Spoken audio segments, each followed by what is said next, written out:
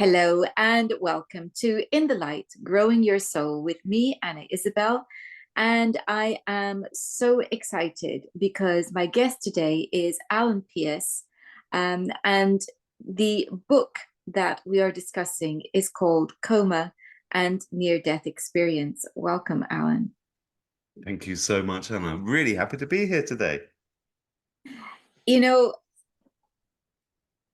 I've listened to, it seems, countless stories about near-death experiences, but I think your book is very interesting because it really is about the state of coma and what people, different accounts that people have whilst in that state, which is quite different, in some cases, from what you normally hear from near-death experiences. So what let's, I guess, begin with the basics and explain what the state of a coma actually is. The idea is effectively to switch off the brain. Um, Oftentimes, they won't refer to a medically induced coma. They will more often say prolonged deep sedation. Somehow it sounds better. Um, Prolonged deep sedation incident is exceptionally dangerous. It's been massively overused. It's out of date, rapidly needs changing and bringing up to date, and only using uh, deep sedation for short periods and never prolonged. That aside, once somebody's inside a medically induced coma, there's no one-size-fits-all coma tablet or recipe as such. So it can be different drugs depending where you are, depending on availability. And then the different medications will have different effects on different people. Some people just bubble beneath the surface and be aware of everything around them, but effectively paralyzed, unable to blink or scream, and not even knowing why they're there, unable to speak or communicate in any form, which is absolutely horrific. Others go much, much deeper. And it's very, very rare for a doctor to put somebody in a medically induced coma and read their brain scan on an EEG brain scanner, for example, unless they've got a brain injury or other complications. If you had COVID, for example, no one's going to look. When they have looked, they found that they're sending people much deeper than they ever realized. People are as close to death as you can be and still able to come back. So within coma, for sure, people are experiencing the near-death experience. But the near-death experience that we mostly hear about is a beautiful thing. And people are less inclined to talk about the more disturbing near-death experiences. Certainly within coma, I hear more accounts of nightmarish events within coma. I'm also hearing, let's call it the classic NDE, all the things that one expects or understands as being part of the core experience. That's certainly repeated to me. Other people repeat, they tell me about being trapped in loops, for example, but nightmarish loops.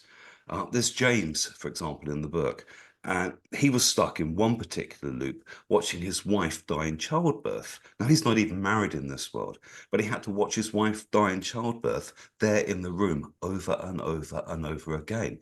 I mean, is that like a near-death experience?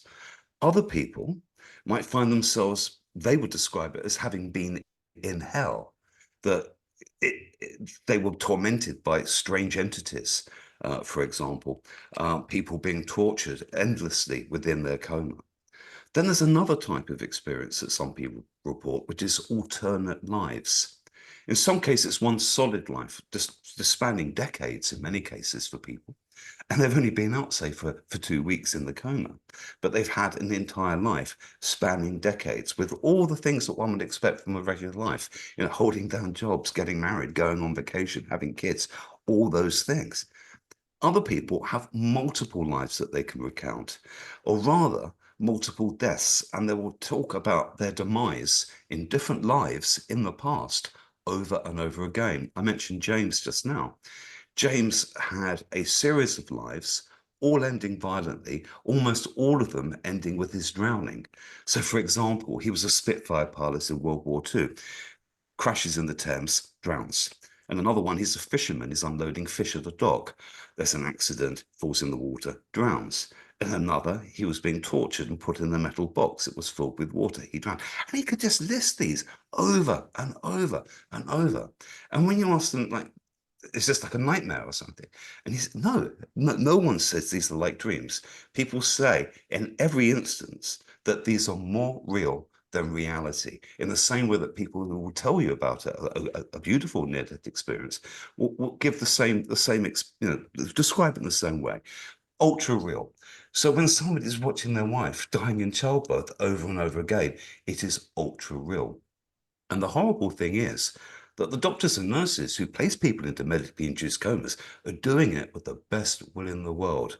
If they knew what people like James and others experience within their coma, they would never do it. They would never do it. And part of the aim of the book is to wake up the medical world and just say, get up to speed, because there's no medical textbook that advocates prolonged deep sedation for short periods in certain circumstances, absolutely.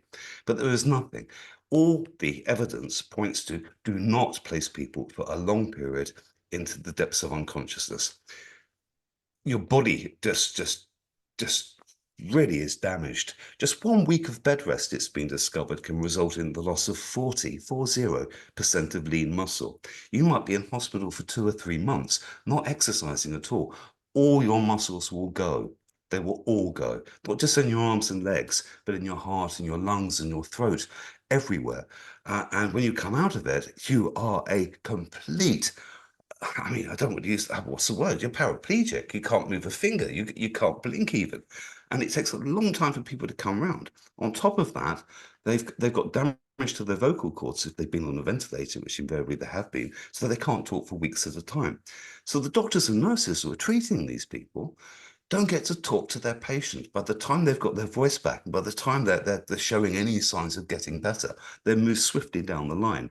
So, and it's the hospital system in Britain, in the US, everywhere, effectively, that no people in ICU routinely follow up their patients. So in many ways, this is an unknown world that we have tapped into. And I don't know anyone who's ever explored the events within coma before we came along. Well, how did you get involved in this? Well, I had no intention of writing a book. It was idle curiosity at the beginning of the pandemic. I was watching the news, I guess we all were, and I'm wondering why so many people with COVID are being placed into medically induced comas. Just wanted to know, how does that work? I'm a journalist. I'm always asking these sorts of questions. And, in essence, the explanation is that medically induced coma is an essential part of critical care and has been for the past 50 years. It enables a deep restorative sleep and gives the patient the best possible chance. No events will occur within coma because the brain is offline. There will be nothing to remember within coma. Everything I've just said is the official explanation, as it were. Everything I've just said is not true. None of it is true. And it took me a while to discover this. My next port of call was to find coma survivors, which I found on Facebook groups. But in time, I got to talk to them. I mean, I wasn't even, I'm a journalist, so I was thinking maybe I'm going to write an article here. And I got to know these people, and they started telling me about what happened to them within coma. People like James. And it just blew my mind. I couldn't believe that this was happening and no one knew about this. And then as we went on, we discovered just how dangerous it is to place people into medically induced comas and how people have got stuck practicing experience-based medicine as opposed to evidence-based medicine, i.e., if this is what we've always done, we've not noticed a problem, you've not noticed a problem because you're not following your patients, not noticed a problem, there's no reason to change. Since COVID, because so many people were placed into medically induced comas, the scale of the problem has become apparent. So many people died needlessly within coma, and those that did survive have come out with the most terrible complications, mental and physical. Oftentimes, people have had tens of points wiped off their IQ. Okay, so I just want to think about this a little bit because when I was training as a hypnotherapist, like patients in comas could hear everything And some, and could report what was happening around them. So it's so that we had to be careful, because there were, there was evidence that whilst in coma, people could still be aware of what was going on around them. And I think, Absolutely. that's old evidence. So it's something that we need to always be mindful of. The other thing that occurred to me listening to you is it made me think about the state of fear and the paralysis that you're describing, where people are in this state where they feel they're paralyzed because of the drugs. That's making me think of the phenomena that people experience. There's a fly that's Yeah, around. I'm surprised you've got it. I live in rural France. I'm normally covered in them at this point. So yeah. So Carry on. there's this state in which, when we're asleep, obviously, there's a part of the brain that switches off so that we're not moving when we're sleeping for our safety. And there is a phenomena by which we kind of are semi-awake before the body actually wakes up, and we experience this as being unable to speak. And then we get this terror where very many people feel like somebody is sitting on their chest, or there's this phenomena. um, and I'm just listening to you and thinking, I wonder if something similar is happening here, Yeah. because this is an induced terror that's caused by the paralysis that's induced by the drugs. But because we're in that semi-awake or asleep state, we're now in a deep state of fear, and therefore the experiences that we are, let's call it, for lack of a better word, dreaming up, um, are going to be fearful. The mind, it would appear, is capable of creating the most remarkable, the most bizarre, and the most beautiful images in the mind when there's a lack of stimulation. In order to understand what people went through in coma, their different experiences, we looked for parallels wherever we could, and we found them, with the exception of alternate lives. So many times when people take psychedelics, let's give an example of ayahuasca in the Amazon, uh, the things that they recount are remarkably similar to those within coma. And when people take a particular psychedelic substance called DMT or NNDMT, um, they experience very, very similar events to those within coma. Well, it turns out that the human body produces NNDMT. People don't know where. We speculate that's the pineal gland, but we can't say for sure. We don't know really why we do this, but we do. And it's possible that all mammals produce DMT. And it's likely that we produce DMT at moments of extreme stress or impending death. And it could be because when you look at the events that people have in a near-death experience, and those people who have experiences taking DMT in clinical trials or other forms, they're remarkably similar. And it would appear that somehow the human body, God, the universe, whatever, has given us this remarkable ability, something that when we're at the point of death, or even the perceived point of death, we're cushioned. Something happens to ease the passing. And it could be even more than that, which is what I'm now thinking, that it's opening a gateway to what lies beyond. And those within coma are getting as close to that gateway as you can get. Many people in coma do not come back. The mortality rate is shockingly high. Those that do come back tend to be very, very strong individuals, both mentally and physically, particularly mentally. And when they come back and they've had these experiences, they've got no one to talk to. Now, if you have a near-death experience, the beautiful one, you will, within a short matter of time, find answers on the internet. Other people have had the experience. If you've come out of a coma and you've had the experience, let's say James with the wife dying in childbirth, and you try and look that up, you won't find very much at all, hardly anything. And So when they come out and they've had these experiences, because no one else seems to have them, the doctors are saying if you've had any experience, it's a false memory, by the way, it's an hallucination. You think you've gone mad. Now, we've had 20 plus people helping us hands on put this book together. Only two of them said they didn't say they thought they'd gone mad. All the others at one point or other said, I thought I was gone crazy. I was going to kill myself. I didn't know what to do. Many a time people will say, I don't know if I'm alive now. I don't know if I died and came back. I don't know if I'm in my coma now. People have alternate lives spanning decades. We get the story of Nick in the book. He spent 2 weeks in a coma, but he had a clear run of memory for 20 years when he was living in the American Midwest in the 1960s and 70s. And when he comes out of that coma, that experience is more real than the world he's come into. So he doesn't know which is which. And eventually, yeah, because you're now stuck in this world, you will naturally just play along. And many people, Nick's not a good example of this because Nick really got back into the swing of being this world's Nick. Many others don't. And they just don't know which world they're in. And there's no one to help them because if you talk to a doctor, I've come out of a coma, I had an alternate life spanning decades, there's a drug for that. You know, they will give you some kind of antipsychotic and brush you out the way. And this is another reason we wrote the book, because we don't want coma survivors, having met so many, to think that they did go mad and that they're on their own, because they're not on their own. So, what in your mind is the difference between these experience and hallucinations? Well, to hallucinate, it is a conscious state.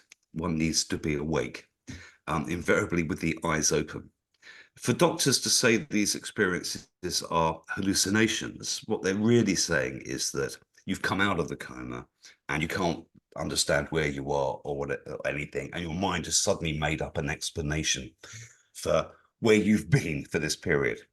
This makes no sense because if you come out of a coma, how do you know how long you've been away? It might have been 10 minutes, it might have been 10 weeks, you don't know.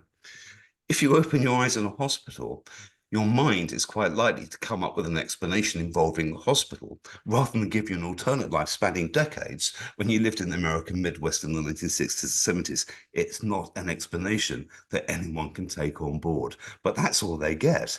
I'm convinced when somebody like Nick has an alternate life that he's experiencing a past life, because none of them seem to be set in the future, not any that I've met. They're all set in the immediate past and something quite far back. One gentleman who helped us with the book said he looked great in a Georgian wig, for example. And he lived in those periods. Other people have recounted going back hundreds of thousands of years and living in the primal sludge and the earth, and then flitting all the way to the top of existence where everything's noughts and zeros, and flitting backwards and forwards. And it's no two people have got the same experience, but people are tapping into something. And I think they're tapping into something that we've always had, that we've always known, that's always been here, that the mystics and people throughout the centuries have known about.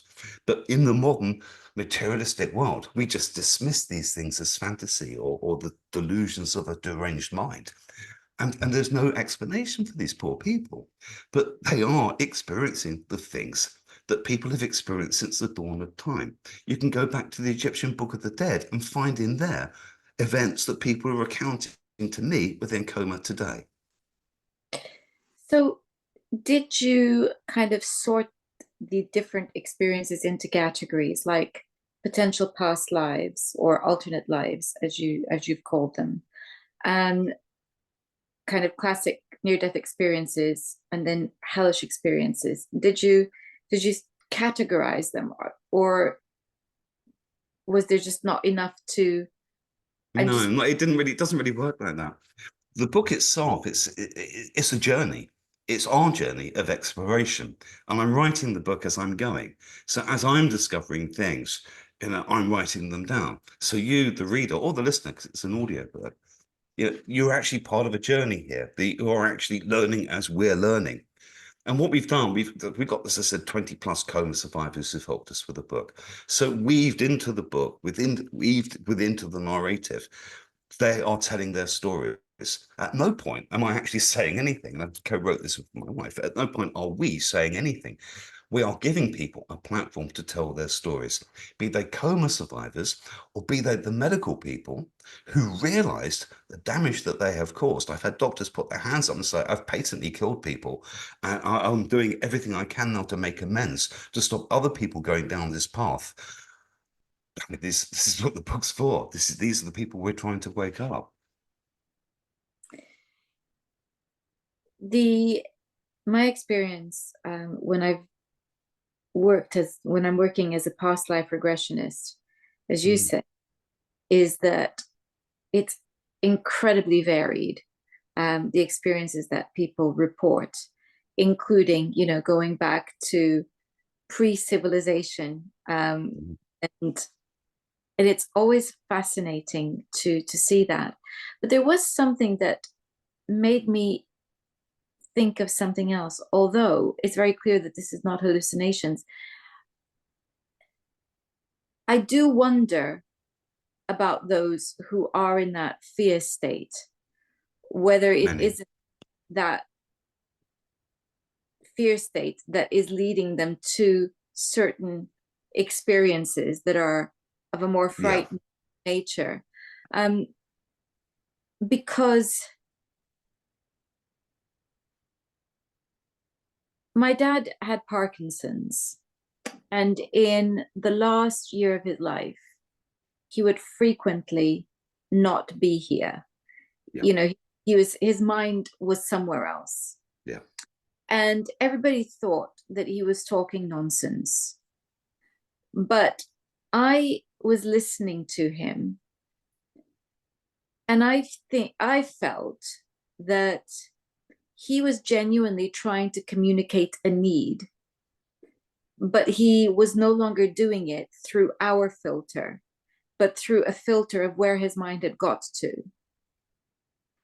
And that there was a really important symbolic content in what he was saying.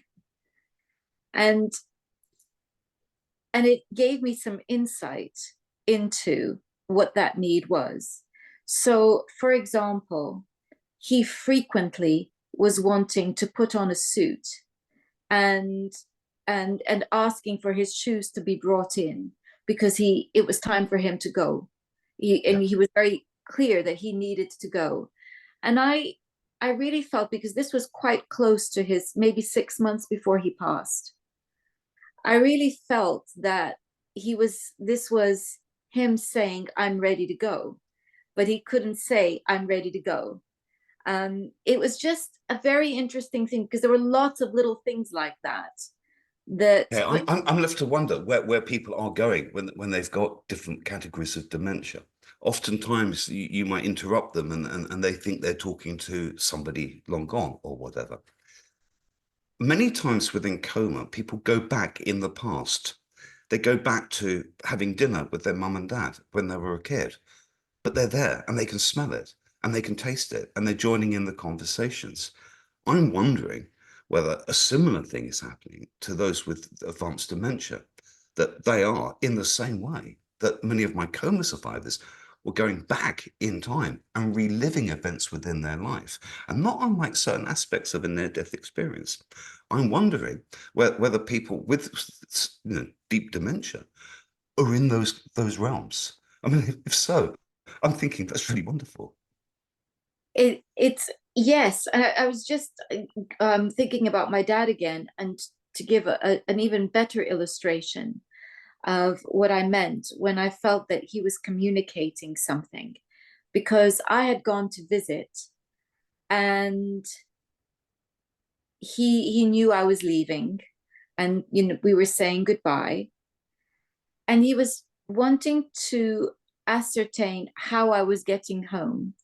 And he started to describe a journey that involved basically every mode of transportation available. Sounds like a dad, that does, doesn't it? Yeah. And he was saying, when you go home, you're going to do this and this and this and this. And I realized that actually that's a very long journey. What he's describing is a very long journey. Now, I'm just jumping on a plane, but it is a long journey because I'm having to go across the Atlantic. He's lost that connection with our reality to be able to say, oh, you're going a long way away. So he's giving me this journey that involves a very elaborate um, travel itinerary, but it means the same thing. It means you're going a long way away. And rather than correct him, I said, yes, Dad, that's right. You know, I'm it's going to be a long journey. And there were so many moments like that that gave me an insight into perhaps there's more to this, a different filter that they're seeing the world through. But Filter's an interesting they're, word, isn't it? In but this they're still case, trying to interface. What I felt was that he was using a different filter of perception, but still trying to interface that filter with mine. yeah, That that to my mind that makes sense. That makes sense. What we discovered with the book is that there are so many levels of reality, you know, different ways of achieving it. Oftentimes not involving any kind of drugs or anything like that. If you place somebody in solitary confinement for a very, very short period of time, put somebody in sensory deprivation, within 15 minutes, their mind is conjuring up all manner of remarkable images. The longer they're in there, they're then interacting with people and animals and all sorts of things. And when the case, this happens to a lot of people within um, isolation within prison, in solitary confinement, it's called the prisoner's cinema. It's really common. That's just one level, and there's no drugs involved in that. It's just the mind taking somebody somewhere. Oftentimes, it's doing it to fill in kind of blanks, as it were, or to provide some kind of entertainment because there's nothing going on. You're just looking at a blank wall, say, or you're in the dark. And maybe something very, very similar, I'm thinking, is happening to those with the deep levels of dementia. For sure, that they are touching these other levels of reality that I believe my coma survivors have been flitting in and out of, or living within their own time spans, within their coma. Some events like last 80 years, for example, and a whole other life, but not like any life that we know. It's just completely different. Now, where the heck's that coming from? well, we do know that, as you say, there are different ways to achieve an altered state of consciousness. So substances like drugs are, famous for this. Alcohol also. The alcohol will never give you anything like this. Exactly, wouldn't, but it's again, we're altering the state of consciousness to an extent. It's a different level, yeah. Exactly. So we know that this can be achieved through different substances to different degrees. We also know that meditation can take into an altered state of consciousness. 100%. So there's the kind of artificial means of doing it, the drugs. And then there's the, let's call it the natural way of doing it, which is no drugs, but learning how to train in order to do that. And then there is a similarity between what you talked about, sensory deprivation and isolation and meditation, because what people are doing when they meditate is they are clearing the mind and they are wanting to separate themselves from external stimulus. So even to the point where in hypnosis, in order to help my clients to go into a deeper state of hypnosis, I'm encouraging them to basically block out other sounds that might be distractions. Yeah. So this is again, we're looking at the different ways in which we can alter consciousness. And the reason why it's important is because it's exactly what you've said. There's if that's the case, then the probability that what coma or ex-coma patients are reporting is something that is well beyond hallucination. Oh, way beyond. But you mentioned earlier the word filters. The filter is key here. Part of the brain called the default mode network, it was only discovered like 12 years ago. It is the filter. It filters it controls our conscious reality. There's so much stuff going on. We don't need to know about all of it, radio waves, whatever. It just shows us what we need to know to survive on this planet. Now, someone meditating, their aim is to switch off the default mode network. Someone taking psychedelics will switch off the default mode network. Somebody within a dark retreat, which is like a lengthy version of solitary of sensory deprivation, lasting for 40 days or so at a time, the default mode network switched off. This allows an expansion of consciousness. It's been proven that when people are placed into medically induced comas, one of the first things to switch off is the default mode network. This allows for an expansion of consciousness. And it might well be that many people sitting in care homes are having an expansion of consciousness themselves. And they're experiencing things that people experience within psychedelics, within meditation, and similar to those experienced by those touching death when they go back in time and relive events. You know, as they say, your past life flashes before you. It seems to me it really can do in many cases. So I think all of this is connected. I think it's all connected to a part of the brain switching off, which demonstrates to me, because if the brain is flatlining on an EEG meter when you're in a coma, your mind is incredibly active many times, which just goes to show that the brain and the mind are not the same thing. Whereas doctors will tell you it is the same thing. You ask anybody, almost anyone, point to your mind, they're going to tap their head. Well, if you look inside, they can't find it, and they wouldn't even know what it looked like if they did. These are all theories. No one understands any of these things properly, and I think by now having looked into what happens within coma, we can see very clearly how people get sent on these solo voyages beyond the imagination, within coma, but also outside of coma. Long distance lorry drivers, Arctic explorers, all experience bizarre visual happenings, which can be classified in those instances as hallucinations. But when you've got your eyes shut and you're having the same events happen, it is your mind, the expansion of your consciousness, showing you other realities.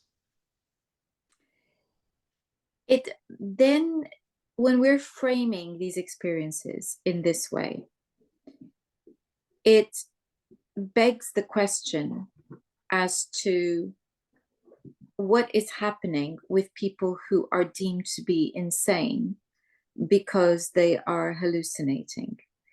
Now, granted, as you've described, some of these are going to be hellish experiences, and people may be reacting aggressively to these hellish experiences because, in cases of, let's say, schizophrenia, the body is still functioning, and so they're going to be acting according to what they're feeling and seeing. But it does make you wonder, because in many traditional shamanic cultures, what we would deem to be insanity was the sign of a shaman. Yeah. So We're too quick these days to classify somebody who reports something as being mentally unwell. Even the word hallucination is clearly tied in medical terms to confusion, i.e., you're off your rocker, you're not right. And to have a near-death experience, for example, and talk to a doctor whose mind was closed, they will consider you psychotic. They will try and give you some kind of medication for it. And maybe they put you in a group with other people, but they've had no experience like yours, and you just feel even more alienated. There's so much to understand. When I began this project, I'm a journalist. I used to cover wars and disasters and things like that. And I always imagined dead meant dead. And it was only by researching this book that my entire mindset changed. Halfway through, a dear loved one died. And it occurred to me, I was, particularly upset. It occurred to me that she wasn't dead, because she can't be dead, because I've spoken to a whole bunch of people who've died and come back. And at that point, I realized my entire outlook had changed. And I'd gone from being, I don't use the word materialistic, I don't think of it in those terms, but just thinking, we're here, we live, we die, full stop. Now, 100% do I know? No, not just believe, I know life goes on, because I kind of interviewed so many people and dismiss it. I have to take it seriously, because these are eyewitnesses who have crossed the veil and come back. And, so I now know that there is far more. I have no fear of death. And this is another thing many of my coma survivors have told me. They've come back and they have no fear of death anymore. Don't want to go just yet, but I have no fear of death. Others just can't wait to get back, because this life is hell compared to what the beauty they were experiencing when they were in the depths of coma, when they were having, universal connections and so forth. So much needs to be explored. Bit by bit, I'm noticing small changes in the world. The science is starting in some areas of science, because they're trying to understand the workings of the mind, particularly in relation to artificial intelligence. So other people are coming into this sphere, and they're looking at consciousness in a different way, because traditional science has had to dismiss consciousness and ignore it, because they can't weigh it, measure it, slice it up, put it under a microscope, and they leave it to the philosophers to deal with things like consciousness. And whatever the philosophers say, it's just poo-pooed anyway. So I now know that life goes on. If you read my book, the book's not designed to make you think this way, but I think as a byproduct, as a consequence, you cannot think otherwise. And I'm just amazed that I've missed this my entire life, that I've been blind to all of this. And I feel like, I have woken up, and the book woke me up.